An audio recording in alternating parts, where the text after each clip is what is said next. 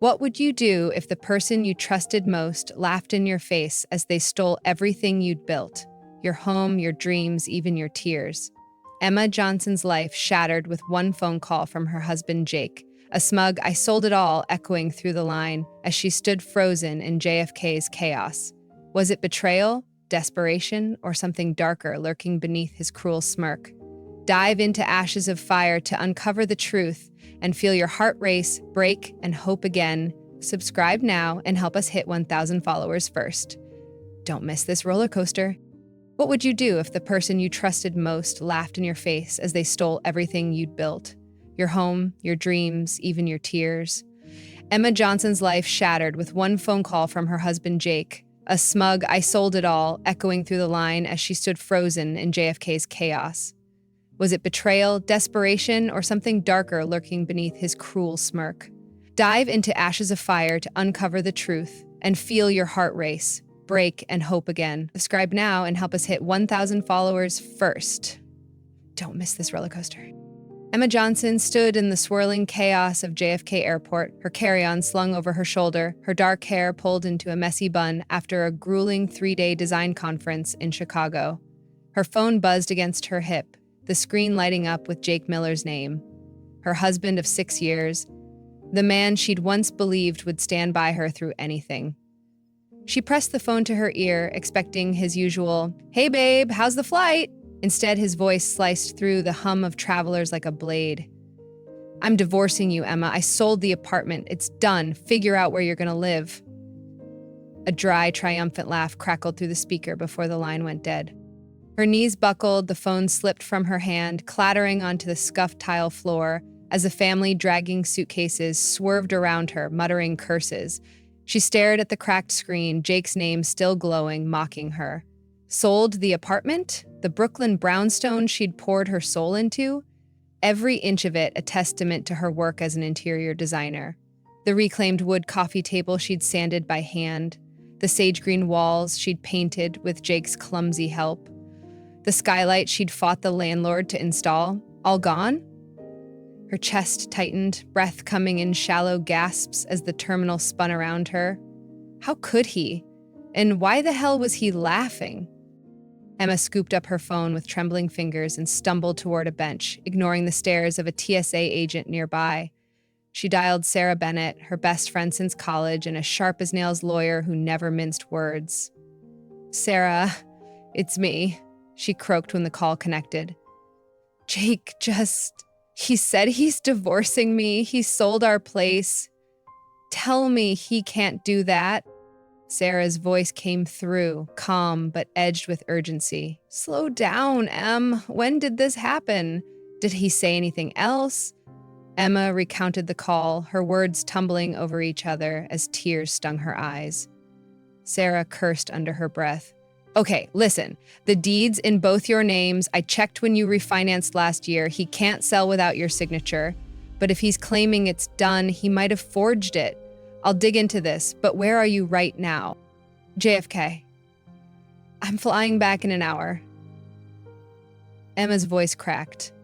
"Sarah," he laughed, like it was a damn joke. 6 years and she couldn't finish. The betrayal burned too hot, a wildfire swallowing every memory of Jake's warm smiles, his late-night promises whispered in their bed under that skylight. "Get on that plane," Sarah said firmly. "I'll meet you at LaGuardia with everything I can pull by then. If he's forged anything, we'll nail him. Stay strong, Em." The call ended, leaving Emma clutching her phone like a lifeline. She dragged herself to the gate, her mind racing. Jake had been distant lately. Late nights at work, vague excuses about business trips, a coldness she'd chalked up to stress. But this? Selling their home out from under her? It wasn't just distance. It was war. On the plane, strapped into a window seat, Emma stared at the clouds as the engines roared to life. She replayed every moment of their marriage, searching for cracks she'd missed. The way Jake dodged her questions about their finances, brushing her off with a charming grin and a quick kiss. The time he'd snapped at her for asking about a late-night call, his eyes flashing with something she couldn't name. She'd trusted his confidence, assumed he knew what he was doing. Now, she saw it for what it was: arrogance, manipulation. A man who thought he could erase her with a single phone call. Her hand brushed against a crumpled paper in her bag, a letter Jake had written her on their wedding day, tucked into her wallet like a talisman. She unfolded it, the ink faded but legible. "Emma, you're my everything. I'll never let you lose what matters. Jake." Her throat tightened. Had he meant it then, only to change over time? Or had it all been a lie, a pretty script to keep her blind? She shoved the letter back, tears spilling onto her cheeks as the plane climbed higher. The man she'd loved was gone. Or maybe he'd never existed. By the time the plane touched down at LaGuardia, Emma's shock had hardened into something else: resolve. She hauled her carry-on through the terminal, her boots clicking against the floor with purpose. Sarah waited by the exit, her blonde bob sleek and her arms crossed, a file folder tucked under one elbow. "You look like hell," Sarah said, pulling her into a quick hug. "But we've got work to do. I pulled the deed records. It's still in both your names, but there's a sale contract filed yesterday. With your signature. It's a fake M." He screwed himself. Emma's heart pounded. He forged it? How could he be that stupid? Sarah smirked, handing her the folder. "Arrogance makes people sloppy. He probably thought you'd crumble, not fight. But here's the kicker. Half the money's already moved, wired to an offshore account I can't trace yet. We need to act fast, or he's gone with it." Emma flipped through the papers, her hands steadying as anger replaced fear. Jake thought he'd won, that he could laugh her out of her own life. But he didn't know her. Not really. She'd built that apartment, that marriage, with her own hands, and she'd be damned if she let him burn it all down without a fight. "Let's go," she said, meeting Sarah's eyes. "He's not getting away with this." As they strode toward Sarah's car, the New York skyline glittered in the distance, a promise and a challenge. Jake had lit the match, but Emma would decide what burned.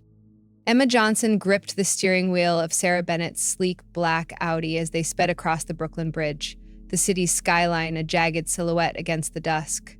Her mind churned with the revelations from LaGuardia. Jake Miller, her husband of 6 years, had forged her signature to sell their apartment, their sanctuary, and half the money was already gone, wired to some shadowy offshore account. Sarah's voice cut through the hum of the engine. "We're heading straight to the brownstone, Em. If he's still there, we confront him. If not, we secure whatever evidence we can." Emma nodded, her jaw tight. She wasn't just fighting for a home. She was fighting for the pieces of herself Jake thought he could toss aside. The car rolled to a stop outside the familiar red brick building in Park Slope, its windows glowing faintly against the twilight. Emma's heart sank as she spotted a new deadbolt gleaming on the front door. Her key wouldn't work. She climbed the stoop anyway, Sarah trailing behind with her phone already recording, just in case. Emma pounded on the door, her knuckles stinging. "Jake! Open the damn door!" A muffled laugh answered her, followed by the click of the lock. The door swung open, and there he was. Jake, all sharp jawline and cold blue eyes, leaning against the frame like he owned the world. "Too late, Emma," he sneered, his voice dripping with mockery. "You don't live here anymore." Behind him, a woman stepped into view. Tall, blonde, her lips painted a bold red. Ashley Carter, Jake's new prize, smirked as she dragged a trash bag across the hardwood Emma had refinished herself. "She's right, you know," Ashley said, her tone icy. "We're starting fresh. You should have seen this coming." Emma's breath caught as she peered past them. Her life was being dismantled before her eyes, her hand-stitched throw blanket stuffed into a garbage bag, the abstract painting she'd made for their anniversary teetering on the edge of a dumpster outside, its frame cracked. She lunged forward, but Jake blocked her path, his hand firm against her shoulder. "Don't make this harder than it needs to be," he said, his smirk faltering for a split second, just long enough for Emma to wonder if he felt anything at all. Sarah stepped up, her voice cutting like a whip. "You're in deep shit, Jake. Forging Emma's signature? That's fraud. Step aside or I call the cops right now." Jake's eyes narrowed, but Ashley laughed. A high, brittle sound. Go ahead, call them. By the time they figure it out, we'll be gone. She yanked Emma's phone from her bag as Emma reached for the sale contract on the coffee table, shoving her back hard enough to send her sprawling onto the stoop. The concrete bit into her palms, and Jake just watched, his silence louder than any insult. Emma scrambled to her feet, blood trickling from a scrape on her hand, but she didn't cry. Not yet. She snatched the contract from the table in the chaos, folding it into her jacket before Ashley could stop her. You think this is over? She hissed, glaring at Jake. You don't get to erase me. His gaze flickered. Guilt? Fear? Before he turned away, letting Ashley slam the door in her face. The deadbolt clicked shut, locking her out of the home she'd built with her own sweat and dreams. Sarah pulled her back to the car, her voice low. We've got the contract, Em. That's something. But we need to regroup. Fast. He's moving money, and if he disappears, you're screwed. Emma sank into the passenger seat, her scraped hand throbbing as she unfolded the crumpled paper. The forged signature stared back at her, a cruel imitation of her own looping cursive. She traced it with her finger, a bitter laugh escaping her lips. Didn't even try to hide it, Sarah. He thinks I'm that weak. You're not, Sarah said, starting the engine. But we need help.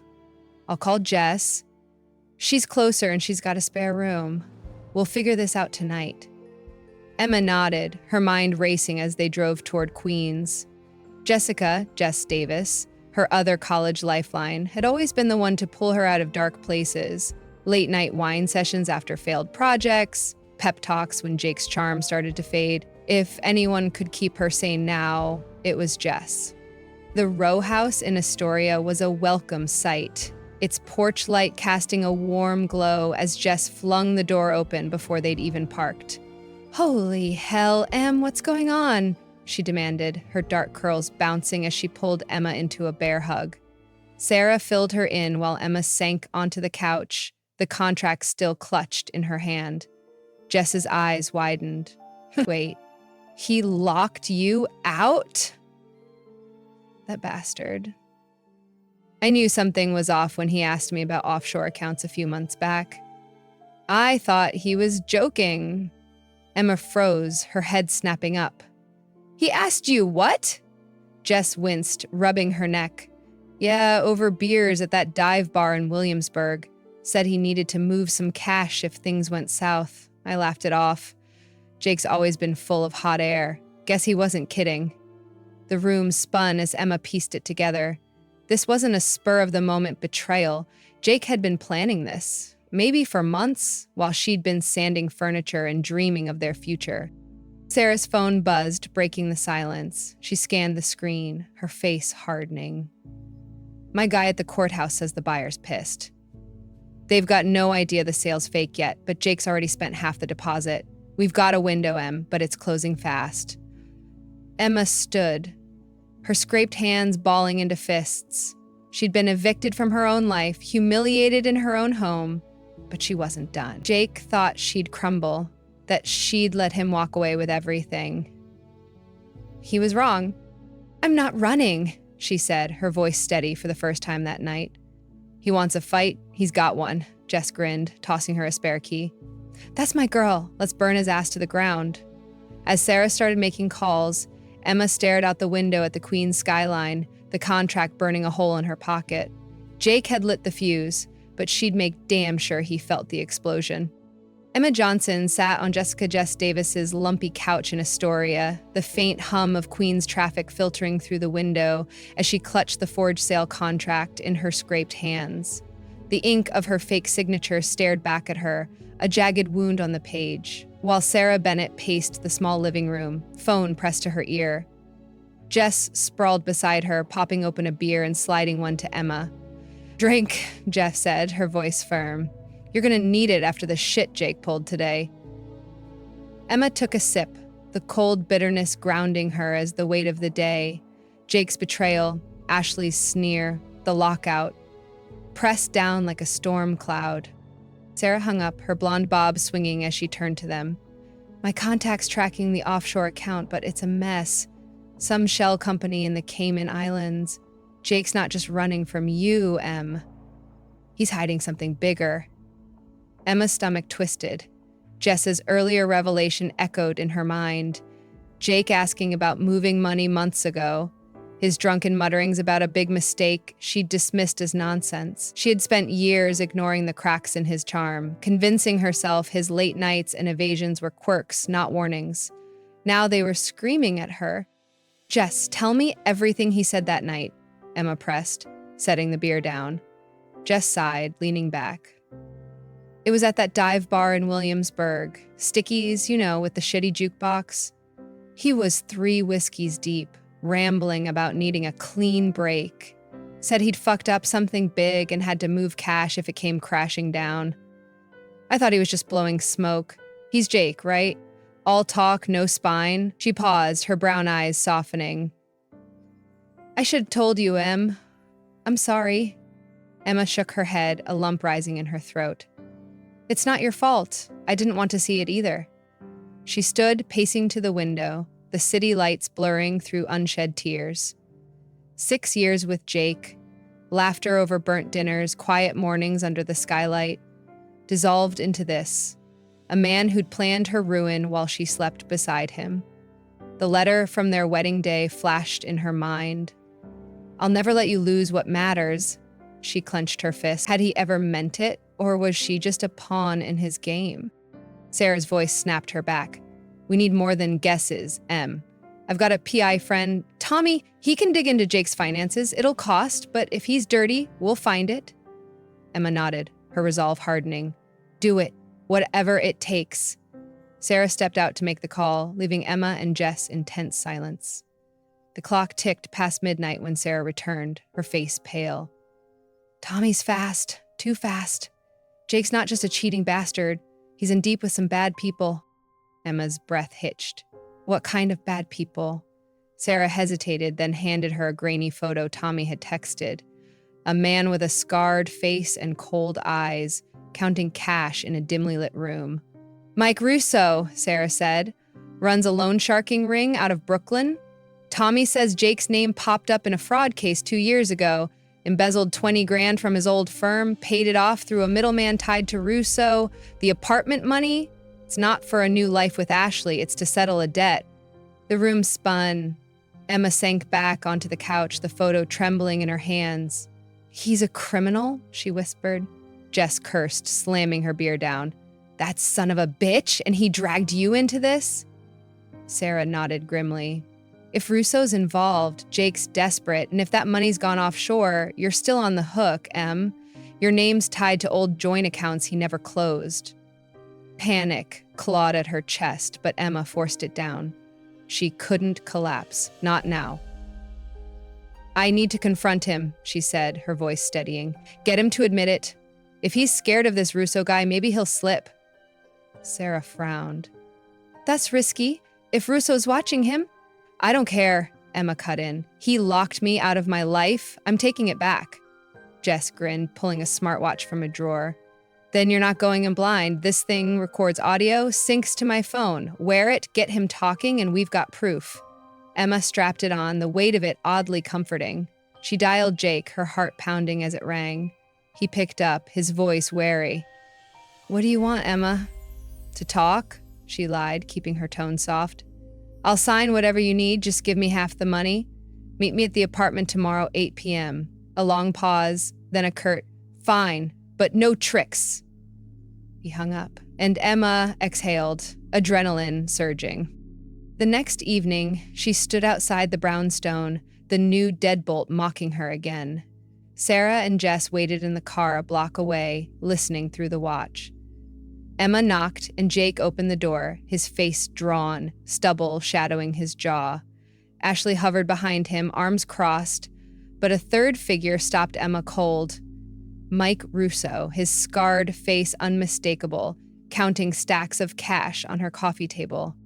Well, well, Russo growled, his voice like gravel.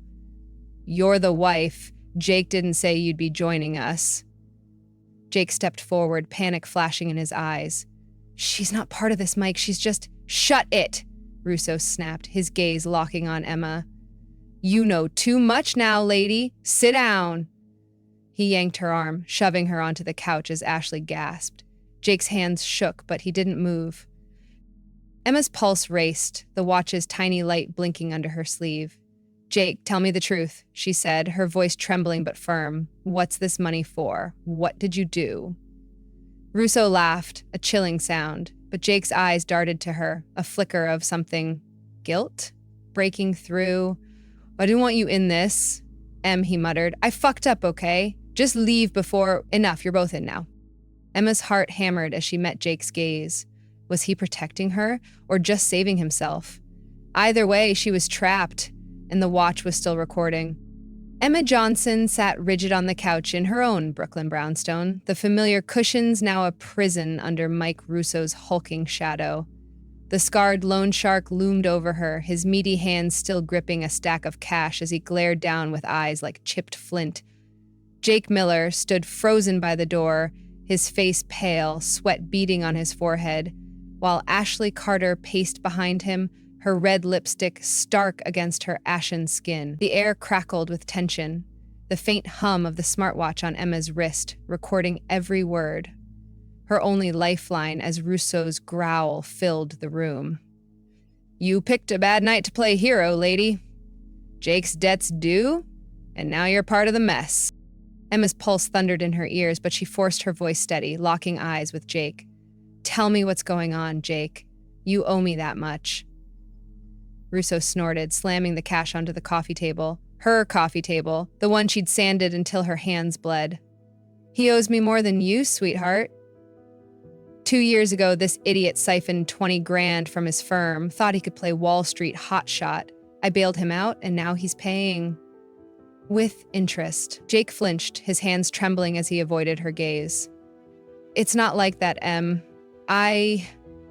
Bullshit, Russo barked, cutting him off. He yanked a knife from his belt, the blade glinting as he pointed it at Jake. You've got till midnight to wire the rest, or I carve you up and sell what's left. And her? He jerked his chin at Emma. She's collateral now. Ashley shrieked. Mike, no! You said we'd be out of here tonight. Russo rounded on her, his voice a snarl. Shut your trap, princess, or you're next. Emma's mind raced, the watch's tiny light blinking under her sleeve. She needed Jake to talk, needed proof to bury him and escape this nightmare. Jake, she said, softer now, leaning forward despite the knife's threat, you forged my signature. You sold our home. Was it all for this? To pay him? Her voice cracked, raw with the pain of 6 years unraveling. Jake's eyes met hers, and for a fleeting second she saw the man she'd married, vulnerable, scared, before the mask of defiance snapped back. I didn't have a choice, Em, he muttered, his voice breaking.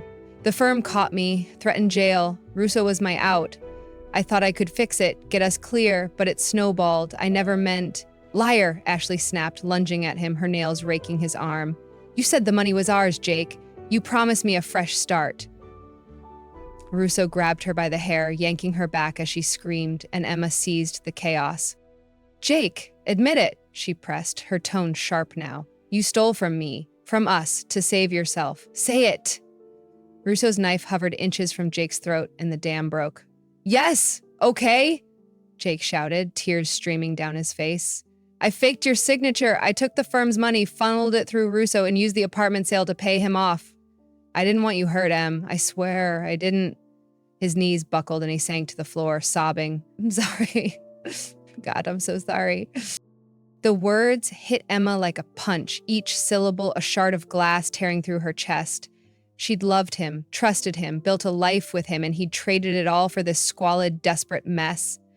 But Russo's laugh dragged her back to the present, cold and guttural. Touching, he sneered, twirling the knife. But apologies don't pay debts. You're staying, lady, till he delivers. He gripped her arm, dragging her toward the bedroom, and Emma's survival instincts kicked in. Wait, she cried, wrenching free with a strength she didn't know she had. I can get you the money, Mike. I've got savings, clean cash. Let me go and it's yours. Russo paused, his eyes narrowing as he weighed her words. Prove it, he growled. Emma's mind spun. She had no savings, not enough to cover Jake's debt, but she needed time. "My phone's in the car," she lied. "Bank app's on it. Let me call my friend. She'll bring it." Rousseau smirked, shoving her toward the door. 5 minutes. Screw me over and he bleeds first. Emma stumbled outside, the night air biting her skin as she bolted for Sarah's Audi a block away. Jess and Sarah leapt out, their faces pale as the watch's audio crackled through Jess's phone. "Jesus, Em, we heard everything," Sarah hissed, already dialing 911. "Cops are 10 minutes out. Too long." Emma grabbed Jess's arm, her voice shaking but fierce. "He confessed. It's recorded. I'm going back in. I can't leave him like that." Jess's eyes widened. "Are you nuts? That guy's got a knife." But Emma shook her head, tears spilling over. "He's an asshole, Jess, but he's still human. I saw it in his eyes. He's terrified.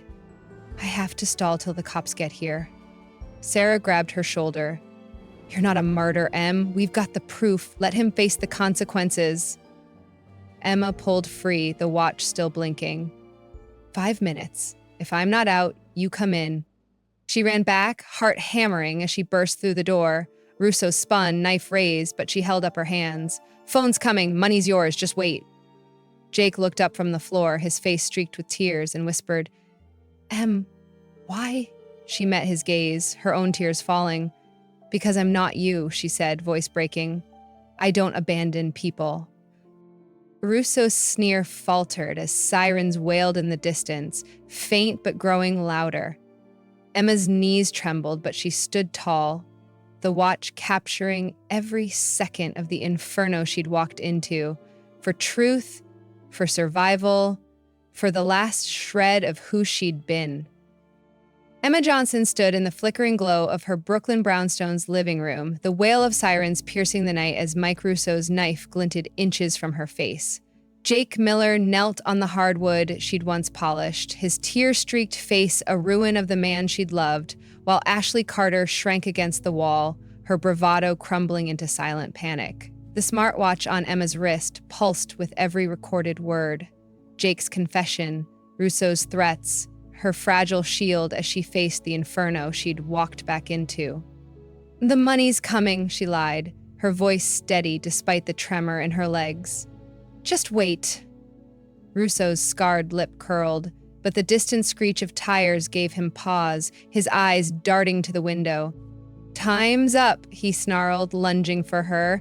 Emma dodged, crashing into the coffee table as the front door exploded inward, splintering under the force of NYPD boots.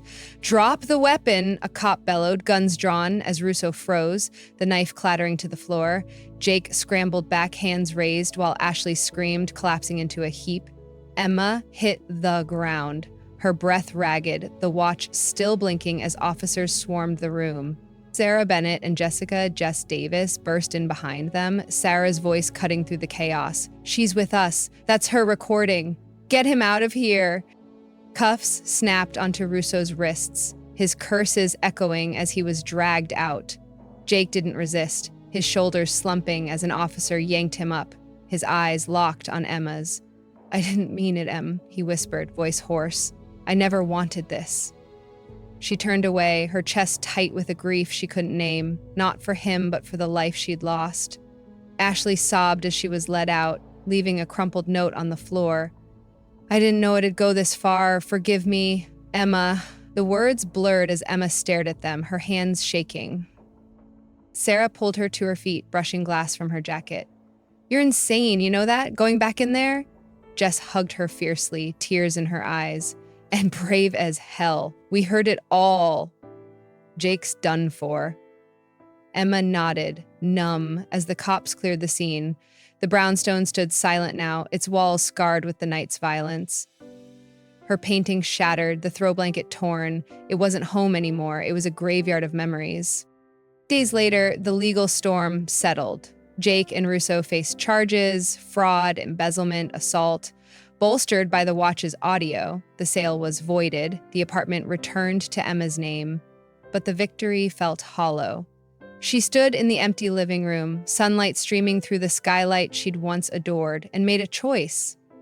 "I'm selling it," she told Sarah over coffee at a diner in Park Slope. "Every corner's tainted now. I need a clean break." Sarah frowned. You fought so hard for it, Em. You sure? Emma traced the rim of her mug, nodding. It's not about the place. It's about me. The sale went through fast, a young couple eager for a fixer-upper, oblivious to its ghosts. Emma pocketed the cash, her share untouched by Jake's debts, and rented a tiny studio loft in Manhattan's East Village. She turned it into her sanctuary. White walls she painted herself, a drafting table by the window, sketches of furniture designs pinned up like promises. But the real shift came one rainy afternoon, trudging home from a bodega, when she spotted a scruffy mutt shivering under an awning, matted fur, one ear flopped, eyes wide with trust. She crouched, offering half her sandwich, and it nuzzled her hand. Hey, Hope, she murmured, the name slipping out unbidden.